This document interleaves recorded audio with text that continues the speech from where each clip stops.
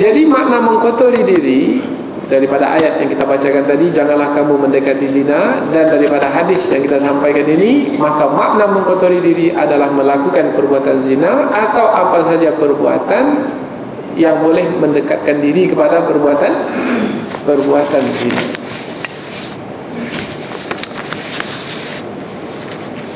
Kemudian perbuatan zina bukan hanya berlaku antara laki-laki dengan perempuan saja yang bukan muhrim, tetapi juga perbuatan zina, dan lebih keji lagi daripada zina, adalah laki-laki berhubungan dengan laki-laki, perempuan berhubungan dengan perempuan. Mereka ini disebut juga sebagai kaum Lut, kaum Nabi Lut dahulu, karena melakukan perbuatan yang seperti itu. Dan belum pernah ada lagi orang melakukan sebelum itu. Kaum Lut itulah yang pertama kali. Dan pada hari ini banyak pula yang mengikutinya. Bahkan di beberapa negara bahagian di Amerika membolehkan perkawinan sejenis. Bahkan pemimpin negeri mereka itu berkawin dengan kawannya yang sejenis. Ini adalah malapetaka pada hari ini. Dan ini disebut di dalam Al-Quran surah Al-A'raf ayat 80 dan 81. Ini juga adalah mengkotori diri dan lebih buruk lagi. Walutan idh qala liqaumihi, dan ingatlah ketika Nabi Lut berkata kepada kaumnya, atatuna al-fahisha, apakah kamu mendatangi perbuatan yang keji? Sama tadi kata fahisha, kepada zina fahisha, kepada liwat perbuatan laki-laki dengan laki-laki, wanita dengan wanita pun juga disebut fahisha, perbuatan yang keji. Ma sabaqakum biha min ahad, tak ada satu orang pun yang mendahului kamu dalam melakukan perbuatan seperti ini. Kamulah orang yang pertama, wahai kaumku. Ini perkataan Nabi Lut kepada kaumnya yang melakukan perbuatan yang tercela ini. Ma sabaqakum biha min ahadin minal alamin, innakum lata'tuna ar-rijal, kamu mendatangi laki-laki syahwatan, dengan nafsu syahwat, min dunin nisa, bukan yang mendatangi perempuan. Laki-laki, perempuan. Bal antum qaumun musrifun, adalah kamu kaum yang melampaui batas. Di dalam hadis Nabi, inilah perbuatan yang sangat keji sekali, buruk sekali, mengkotori diri. Di dalam hadis Nabi, kalau jumpa orang yang melakukan perbuatan seperti ini, yang melakukan dan yang kena dilakukan, kedua-duanya mesti dibunuh. Dalam hadis riwayat Imam Abu Dawud, Rasulullah bersabda, man wajadtumuhu ya'malu amala qaumi Lut faqtulul fa'ila wal maf'ula bih. Sesiapa di antara kamu yang mendapati orang yang mengerjakan pekerjaan kaum Lut, maka bunuhlah pelakunya dan pasangannya sekali. Menunjukkan apabila itu hukumannya bermakna perbuatan, kita sebut apa pada hari ini, homoseksual dengan lesbian. Ini adalah perbuatan yang lebih keji dari zina, sehingga hukumannya dibunuh. Mana jumpa, bunuh. Tapi pada hari ini, atas alasan hak-hak asasi manusia, maka dibenarkan mereka berkahwin. Sungguh menyedihkan. Bahkan kita juga menjumpai di dalam sejarah Islam perkara orang yang mengkotori diri mestilah dipasangkan dengan yang mengkotori diri, dan orang yang memelihara kesucian diri tidak dibenarkan untuk mengambil pasangan daripada yang mengkotori diri. Ini banyak sekali ceritanya. Di antaranya terjadi pada masa Rasulullah sallallahu alaihi wasallam. Seorang sahabat bernama Marthad bin Abi Marthad. Marthad bin Abi Marthad ini jatuh cinta kepada seorang perempuan. Yang perempuan itu suka melakukan zina. Kemudian Marthad bin Abi Marthad minta izin kepada Rasulullah, ya Rasulullah, bolehkah aku mengawini dia, wanita itu? Wanita itu bernama Anaqah. Ini disebut dalam tafsir Ibnu Katsir pun juga disebut tentang cerita ini.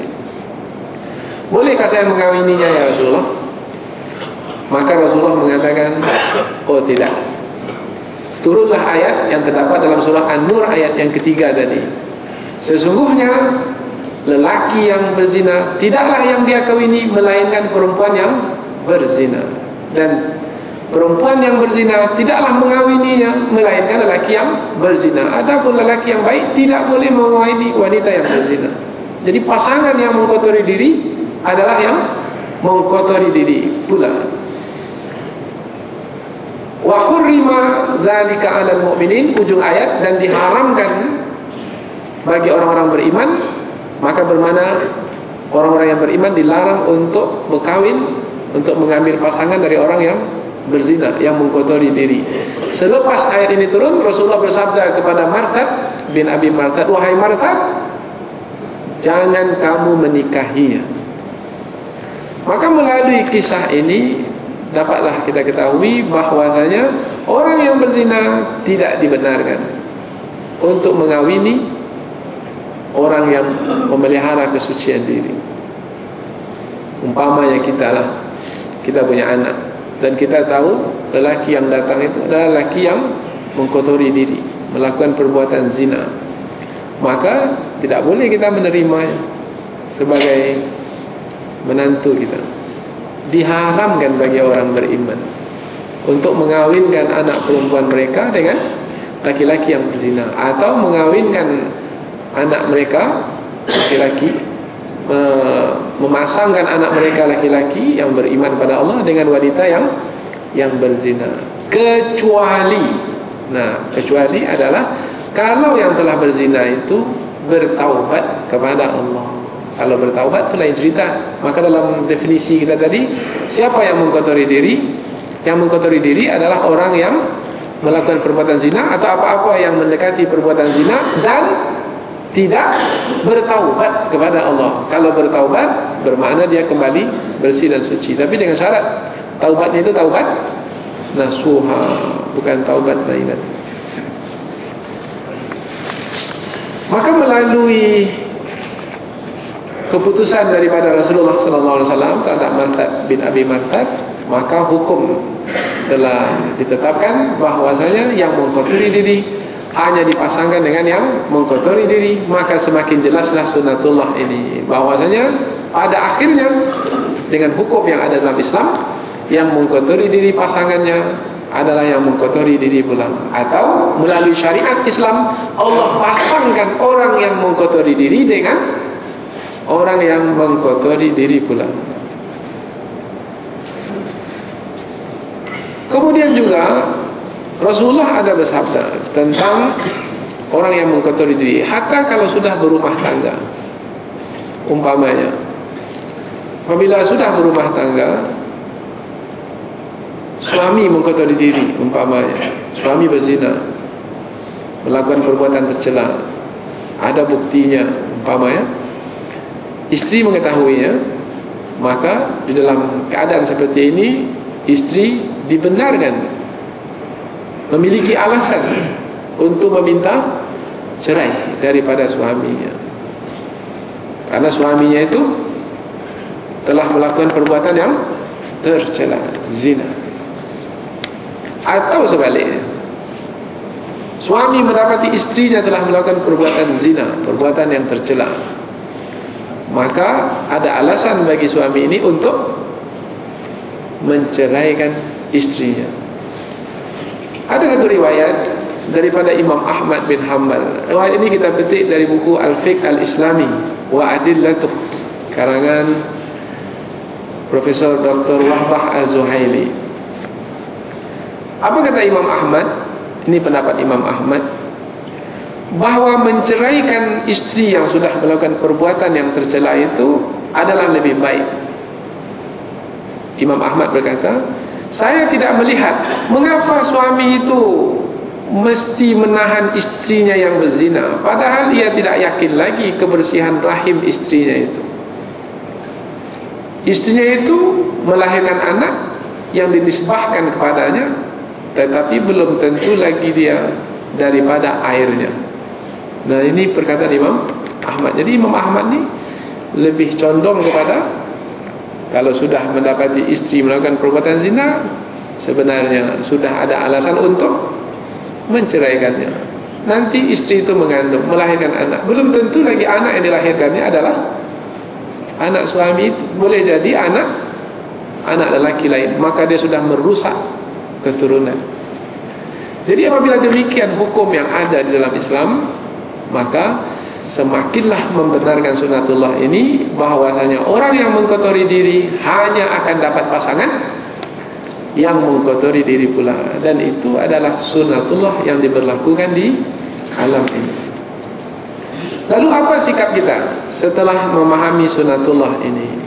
Karena selepas kita membahaskan sunatullah ini, kita dah dapat ilmu, yang mengkotori diri akan dapat pasangan yang mengkotori diri. Kita mau mana pula? Mau berpasangan dengan yang mengkotori diri. Maka kalau tak mau mendapat pasangan yang mengkotori diri, maka jangan mengkotori diri. Kalau tidak Allah berlakukan sunatullah ini, maka kita akan tanggung sendiri akibatnya. Dan jangan salahkan siapa, mengapa ini pasangan saya ini? Ya, itu pasangan karena memang itulah dia pilihan dan Allah yang menetapkannya. Tidak mampu mengelak lagi.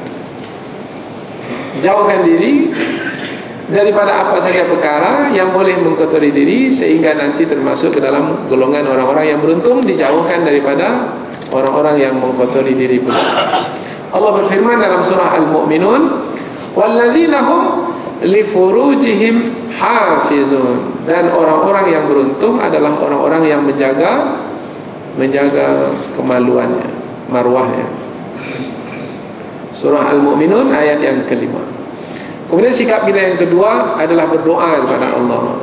Berdoa kepada Allah supaya dijauhkan daripada perbuatan zina. Karena perbuatan zina pada hari ini sangat mudah sekali untuk melakukannya. Sangat mudah.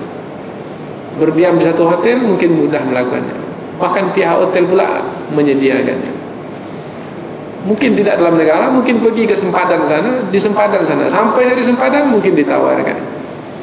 Dan bayaran mungkin semua mampu untuk melakukannya. Sungguh mudah sekali pada hari ini. Tapi akibat yang akan ditanggung, itu yang mesti difikir. Akibat yang akan ditanggung. Apalagi pada hari ini kita ada penyakit karena perhubungan bebas, maka penyakit yang akan datang adalah penyakit yang tak ada obatnya, penyakit AIDS, dan nanti boleh berpindah kepada orang yang tidak bersalah. Na'udzubillah.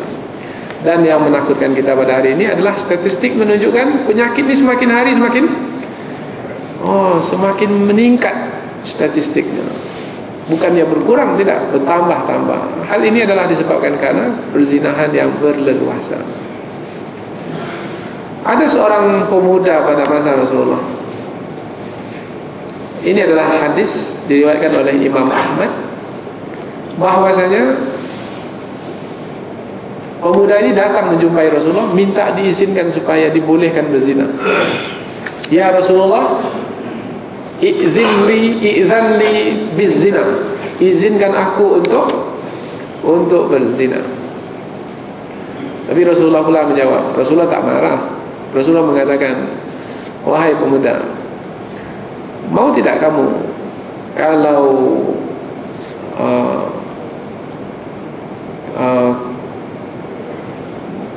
mau tidak kamu, atau apakah kamu boleh menerima kalau orang melakukannya kepada ibumu? Tidak ya Rasulullah. Mau tidak kamu kalau orang kamu melakukannya pasti kepada wanita lain, dan wanita lain itu boleh jadi ibu orang lain. Apakah kamu mau kalau orang lain melakukannya kepada anak-anakmu? Tidak ya Rasulullah, karena boleh jadi melakukan perbuatan pada wanita lain adalah anak orang lain. Apakah kamu mau kalau orang melakukan kepada saudara perempuanmu? Tidak ya Rasulullah. Ditambah lagi oleh Rasulullah, apakah kamu mau? Berulang kali, sampai 5 kali. Apakah kamu mau kalau orang lain melakukannya kepada makcikmu dari keluarga bapamu? Tidak ya Rasulullah. Apakah kamu mau orang lain melakukan kepada makcikmu dari kalangan, dari keluarga ibumu, saudara mara ibumu? Tidak ya Rasulullah. Begitu juga orang lain tak mau kamu melakukannya dengan keluarga mereka.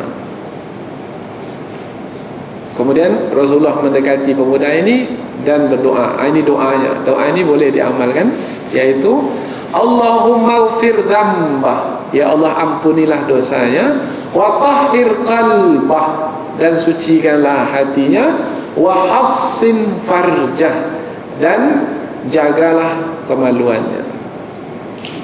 Dengan doa Rasulullah ini, pemuda ini memelihara kesucian diri sampai ia mendapatkan pasangan hidup, menjadi sahabat yang bertakwa. Jadi sikap kita kedua, selalulah berdoa kepada Allah, yaitu Allahumma ghfir dzambi wa tahhir qalbi wa hassin farji. Kita buat kepada diri kita, ya Allah ampunilah dosaku, kemudian bersihkanlah hatiku, dan peliharalah kemaluan. Mudah-mudahan dengan pembahasan sunnatullah ini kita memahami satu lagi perkara yang diberlakukan di alam semesta ini kepada orang yang berbuat buruk, mengkotori diri. Allah akan berikan untuknya pasangan yang mengkotori diri pula. Sampai di sini. Ada pertanyaan? Silakan. Kita ada masa berapa menit lagi? 4 menit lagi. Ada yang bertanya? Tidak ada. Sebagai ingatan, sebelumnya dah kita sampaikan juga, Fir'aun mengkotori diri, tapi pasangannya tidak mengkotori diri.